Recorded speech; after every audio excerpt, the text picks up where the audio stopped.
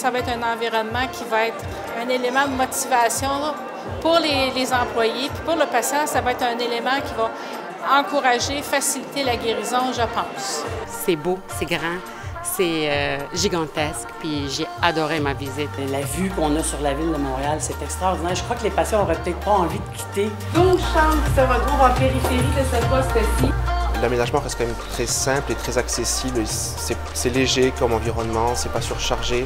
Dans un environnement qui va être plus grand, mais qui va regrouper tous les services. Donc, moi, je pense que ça va faciliter notre travail, effectivement. On a une acquidose par unité. Au nouveau CHUM, on va en avoir 6. En fait, le CHUM va se démarquer.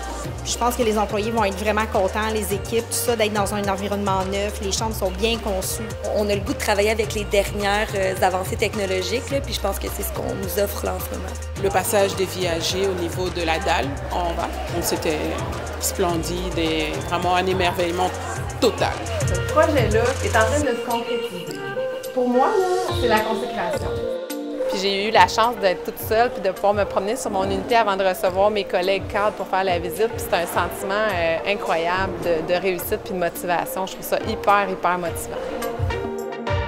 Je pense que les grands défis, ça va être de concevoir une nouvelle façon d'apporter aussi bien les soins que l'environnement, que l'empathie, que la possibilité de suivre le patient dans sa trajectoire et non pas uniquement dans l'épisode de soins. Donc c'est une révolution et je suis sûr qu'on va la réussir parce que les équipes du CHUM sont extraordinaires.